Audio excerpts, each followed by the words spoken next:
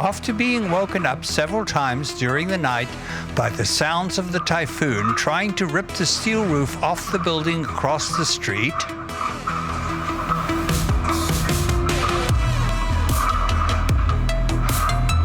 in the morning light, it was apparent that the typhoon had not been successful in removing the roof, although there was some damage. I had awakened to a rainy day and learned from reading internet news that I had survived the death and destruction of Super Typhoon Yagi.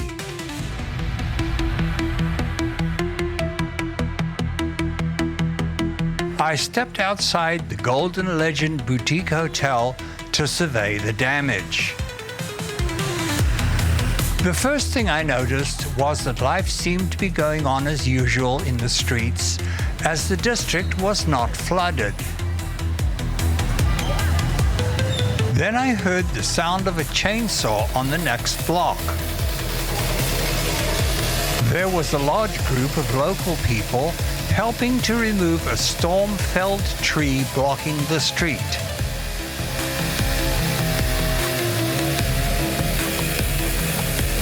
Interestingly, there were only two officials, a chainsaw-wielding municipal worker and a uniformed police officer directing the activities.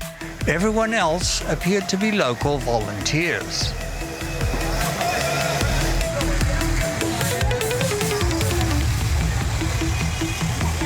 A bit more walking around the neighborhood, and I came across several fallen branches, as well as whole rows of downed trees.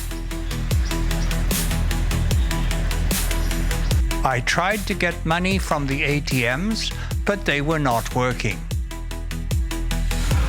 I continued walking around the neighborhood.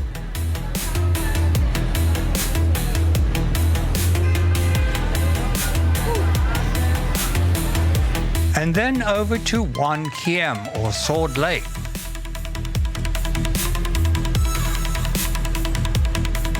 With Ngoc Son Temple, a Confucian temple on an island in Sword Lake. While wandering around, I passed St. Joseph's Cathedral again, with many tourists outside, while they were having a church service inside.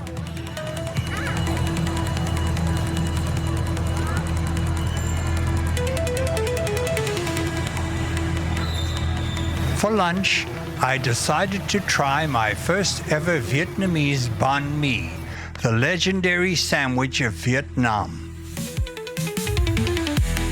The nearby places did not look particularly sanitary and were filled with tourists rather than locals, thus probably not authentic.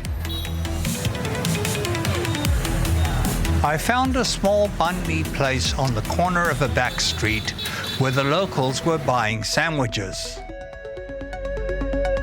I ordered a combo, a grilled minced beef with cheese bánh mì and an iced lemon tea for 45,000 dong.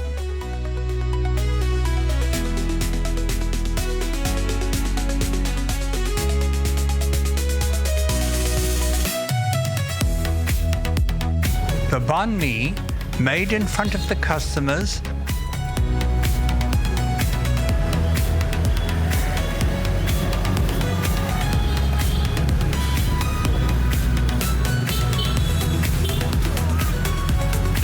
then popped into a convection oven for a minute, was hot, fresh, and delicious.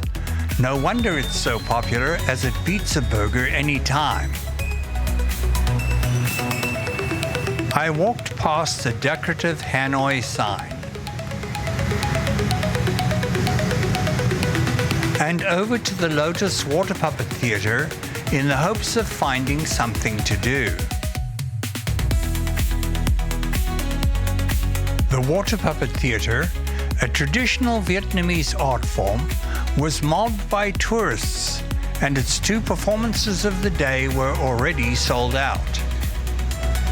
I was able to get a second row center seat for the next day's 17:15 performance.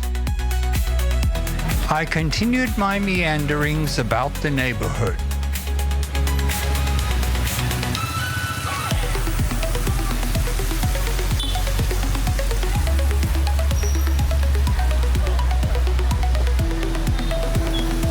And came across this woman feeding the pigeons.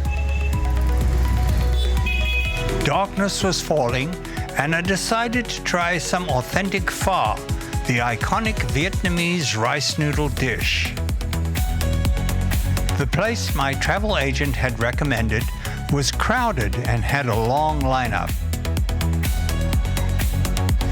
I opted for a smaller place, Pho Bo, which was almost empty. I ordered their Pho Bo Hanoi Combo with beef pho, 2 spring rolls, and Hanoi beer.